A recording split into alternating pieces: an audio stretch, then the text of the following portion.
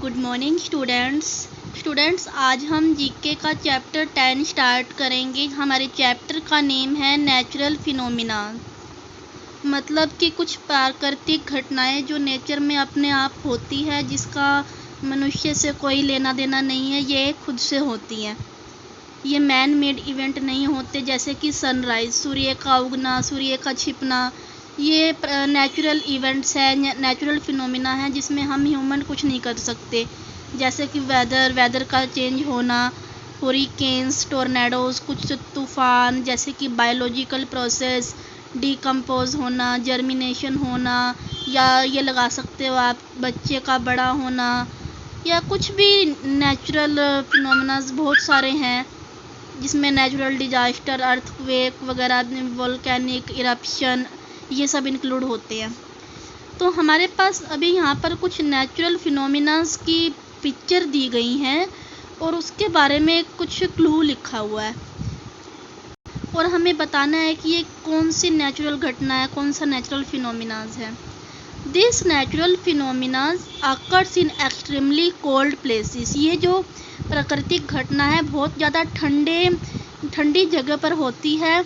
इसमें क्या होता है, slow moving water of the river break the ice. जो बहुत स्लो मूव करता हुआ जो रिवर का वाटर है, वो आइस को ब्रेक कर देता है और उसको राउंड फॉर्म में बना देता है, और जिससे कि वो रोटेट भी करती है और सर्कुलर शेप में आ जाती है। देखिए आइस किस तरह से सर्कुलर शेप में आई हुई है। इसको क्या बोलते हैं हम, आइस सर्कल। इसमें क्या होता है, ये देखिए, एक हैवी रॉक्स है, हैवी रॉक का टुकड़ा है जो कि अपने आप मूव करता है, कई गज तक ये मूव कर सकता है बिना किसी एक्सटर्नल फोर्स के। खुद से ये मूव कर सकता है, जिसकी स्पीड काफ़ी ज़्यादा होती है, और ये अलग अलग डायरेक्शन में मूव कर सकता है। इसको हम बोलते हैं मूविंग स्टोन। थर्ड है आपका, the natural phenomenas occur in the north most point of Denmark. ये डेनमार्क के नॉर्थ मोस्ट पॉइंट्स पर होता है, जहाँ पे दो ओशियन मिलते हैं। वो वाले दो ओशियन मिलते हैं जिनकी दोनों की डेंसिटी अलग अलग होती है, जिस वजह से ये आपस में मर्ज नहीं कर पाते, बस जिस पॉइंट पर मिलते हैं वहाँ ही रह जाते हैं। इसको हम क्या बोलते हैं, Baltic and north sea meet. इसके बाद क्या है, it occurs when intense rising heat and turbulent wind. मतलब जब बहुत ज़्यादा गर्मी हो और बहुत ज़्यादा तेज़ हवा चल रही हो, ये दोनों कंडीशन इकट्ठी मिल जाएं तो क्या होता है, to form whirling eddies of air. मतलब एक हवा की चक्की के कारण जो ये फायर है, ये राउंड शेप में ऊपर की तरफ बढ़ती है। इसको हम बोलते हैं फायर व्हील, मतलब आग का चक्कर। ड्यू टू दिस फिनोमिना, इस फिनोमिना के कारण क्या होता है, टाल एंड थिन, एक लंबी और पतली ब्लेड्स बनती है आइस की, बर्फ़ की। ये देखिए लंबी और पतली बर्फ़ की ये ब्लेड्स की तरह बनी हुई हैं, because of the strong wind in Andes mountain.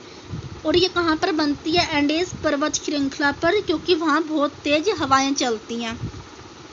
इसको हम बोलते हैं पेनिटेंट्स।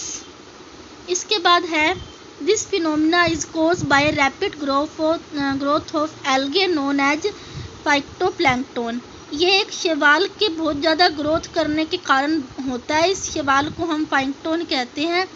द वाटर अपीयर्स रेड, इस घटना के कारण क्या होता है, जो पानी है वो रेड दिखने लग जाता है, क्योंकि इसके अंदर बहुत ज़्यादा शैवाल हो जाता है। इसको हम कहते हैं रेड टाइड्स, मतलब लाल ज्वार भाटा। नेक्स्ट आपका चैप्टर है नॉलेज अबाउट ज्योग्राफी।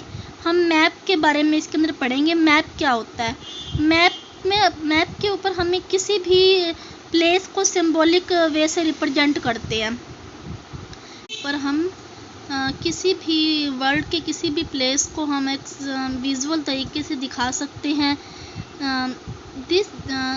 मतलब कि ये अर्थ के ऊपर अलग अलग चीज़ों को दिखाता है मैप। और मैप के ऊपर हम कुछ लाइंस देखते हैं। We see some lines on a map, these line depict very important element of geography. Map के ऊपर जो लाइंस होती है वो ज्योग्राफी का बहुत इम्पोर्टेंट एलिमेंट है। आज हम इन्हीं लाइंस के बारे में डिटेल में पढ़ेंगे। ये देखिए, line connecting points of equal sunlight. Maps के ऊपर जो लाइन इक्वल सनलाइट उन पॉइंट्स को जोड़ती है जहाँ पर इक्वल सनलाइट होती है, मतलब बराबर सनलाइट होती है, उस पॉइंट को हम उस लाइंस को हम क्या कहते हैं? Isohel. Lines connecting points of equal rainfall. Map के ऊपर जो लाइन इक्वल रेनफॉल वाले प्लेसेस को जोड़ती है उसको हम कहते हैं isohyet. Line connecting point of equal salinity.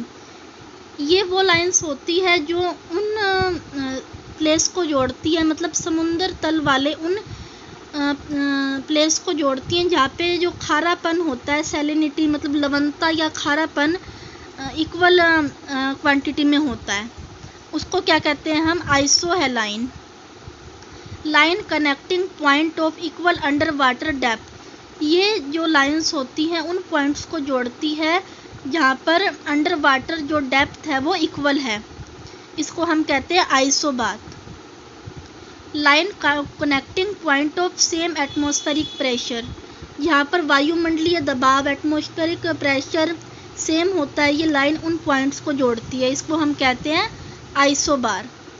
Line connecting points from same earthquake intensity. जहाँ पर अर्थक्वेक की इंटेंसिटी जो है बराबर होती है, ये उन पॉइंट्स को जोड़ती है, इसको हम कहते हैं आइसोसेस्मल, मतलब कि भूकंपीय तरंगे। इसके बाद है line connecting points of similar regional dialect. ये लाइन उन पॉइंट्स को जोड़ती हैं जहाँ की रीजनल भाषा, जो क्षेत्रीय बोली है वो सेम है, इसको कहते हैं हम isogloss. Line connecting points of same average winter temperature. ये उन पॉइंट्स को जोड़ती हैं जहाँ पर एवरेज विंटर टेम्परेचर सेम होता है, इसको हम कहते हैं आइसोकैम।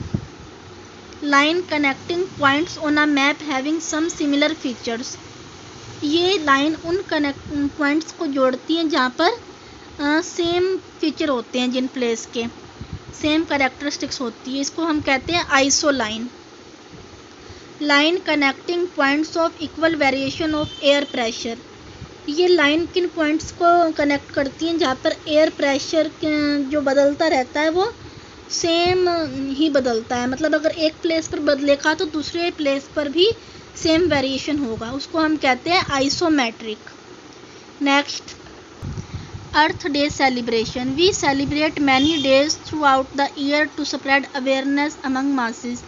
हम पूरे ईयर में बहुत सारे डे सेलिब्रेट करते हैं कि हमें उन चीज़ों के प्रति अवेयरनेस हो सके। Do you know when do we celebrate earth day? Earth day हम कब सेलिब्रेट करते हैं? 22 अप्रैल को एवरी ईयर, और पूरे वर्ल्ड में ये सेलिब्रेट किया जाता है।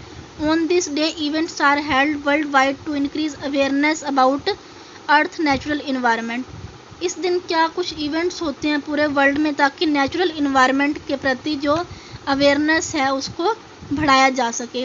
On this day people plant trees. हम इस दिन क्या करते हैं? ट्री प्लांट्स करते हैं। Avoid the use of electricity, और क्या करते हैं? Organise rally in rural and urban areas. कुछ रैलीज वगैरह हम करते हैं। Certain methods to celebrate earth day are given below. Look at picture and name them. ये देखिए, this help make the earth green. क्या कर रहे हैं ये? Planting of tree. It helps to decrease non biodegradable pollutant. Non biodegradable pollutants को कम करने के लिए हम क्या करते हैं? पॉलीथीन बैग को अवॉइड करते हैं, और क्या करते हैं? जूट बैग का यूज करते हैं। दिस में save the earth from pollution. सभी को पता है साइकिलिंग करने से पोल्यूशन कम होता है। This help save electricity. क्या करते हैं इलेक्ट्रिसिटी सेव करने के लिए? Switch off fans and light. Earth day is celebrated on April 22। It is celebrated to demonstrate support for environmental protection. इसके लिए हम क्या करते हैं? Kitchen garden. किचन गार्डन मतलब कि किचन के वेस्ट से कि हम कुछ गार्डनिंग करें। It prevents other from buying new clothes. तो हम क्या करते हैं? अपने ओल्ड क्लॉथ्स को डोनेट्स कर देते हैं। अब हमारे पास कुछ नेचुरल अवेयरनेस टेस्ट है। How is earth day celebrated in your school? Right in a sentence. ये आपको खुद करना है कि आपके स्कूल में अर्थ डे कैसे सेलिब्रेट होता है, आपको खुद लिखना है ये। Are you concern about such awareness program, आपको अर्थ डे के बारे में कुछ प्रोग्राम्स होते हैं उनके बारे में कुछ कंसर्न है, वो है या नहीं, वो आपको बताना है इसके अंदर। तो ये आप बेटा फिल कर लेंगे तीनों चैप्टर। नेक्स्ट चैप्टर हम अगली क्लास में करेंगे। आज के लिए इतना ही। Thank you and have a nice day.